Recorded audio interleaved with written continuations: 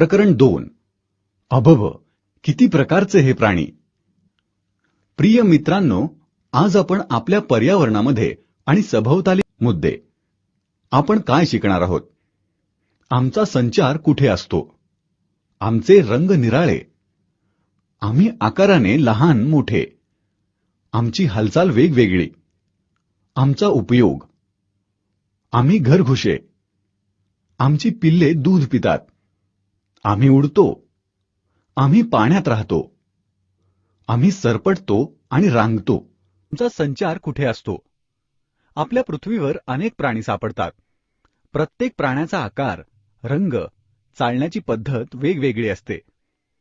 प्राणी आकाशात असतात, मैदानावर असतात, ध्रुवीय प्रदेशात असतात आणि पाण्यात देखील असतात. काही प्राणी जमिनीच्या खाली, झाडावर, एखाद्या जाळ्यामध्ये, वाळवंटामध्ये आणि बर्फाळ प्रदेशात राहतात. पक्षी आकाशात उडतात. गायी जमिनीवर चालतात. आमचे रंग निरनिराळे. प्राणी निरनिराळ्या रंगाचे असतात. चला, आपण निरनिराळ्या रंगाच्या काही प्राण्यांबद्दल जाणून घेऊ. उदाहरणार्थ, जर आपण पक्ष्यांचा विचार केला तर त्यात कावळा हा काळ्या रंगाचा असतो आणि मोर हा विविध रंगांचा असतो. आम्ही आकाराने लहान, मोठे. प्राणी हे आकाराने मोठे किंवा लहान असतात. काही प्राणी इतके बारीक असतात की आपण त्यांना उघड्या डोळ्याने बघू शकत नाही. चला, आपण काही उदाहरणे पाहूया. एकीकडे हत्ती अतिशय मोठा असतो आणि त्याच वेळेस दुसरीकडे मांजर मध्यम आकाराची असते. उंदीर लहान असतात, तर मुंग्या आणि डास उंदरापेक्षा लहान असतात. जंतू. आमची हालचाल वेगवेगळी.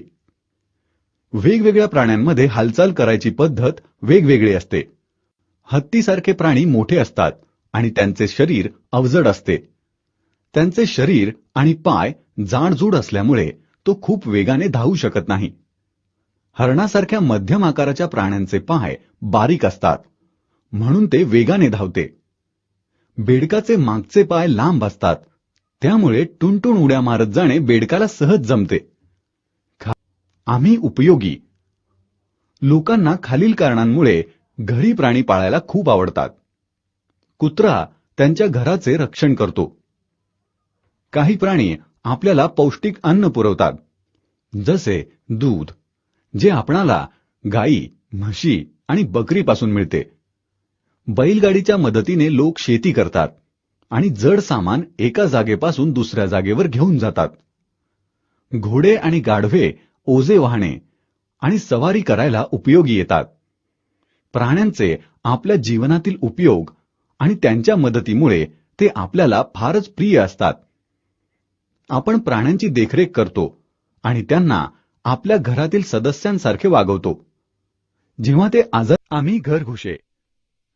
आपण हे शिकलो आहोत की प्राणी आपल्याला मदत करतात. आता आपण काही घरघुशांबद्दल जाणून घेऊया. उंदीर आणि घुशीसारखे काही प्राणी आपण जमा केलेले धान्य नष्ट करतात. ढेकूण आपले रक्त पितात.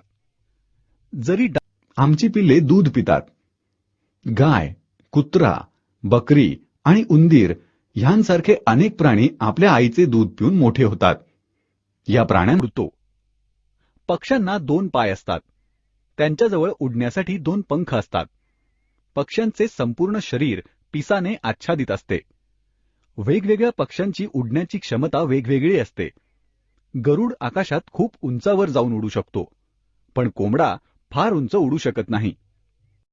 आम्ही पाण्यामध्ये राहतो. जे प्राणी पाण्यामध्ये राहतात ते हालचाल करण्यासाठी आपल्या परांचा उपयोग करतात. रक्षणाकरिता त्यांच्या शरीरावर खवले असतात.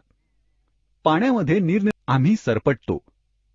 सरडा, पाल आणि साप ह्यांसारखे प्राणी एका जागेपासून दुसऱ्या जागेवर जाण्याकरिता सरपटतात.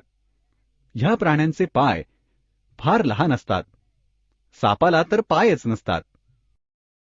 कीटक म्हणतात. 6 पाय असणाऱ्या प्राण्यांना कीटक म्हणतात. म्हणूनच फुलपाखरे कीटकांच्या श्रेणीमध्ये येतात. फुलपाखरांना पंख असतात, पण ते पक्ष्यांच्या श्रेणीमध्ये येत नाहीत. फुलपाखरे पक्ष्यांपेक्षा लहान असतात आणि त्यांचे 6 पाय असतात. कीटकांचे अजून काही उदाहरण म्हणजे झुरळ, डास, माहिती असणे चांगले. पाण्यामध्ये सारांश आपण काय शिकलो?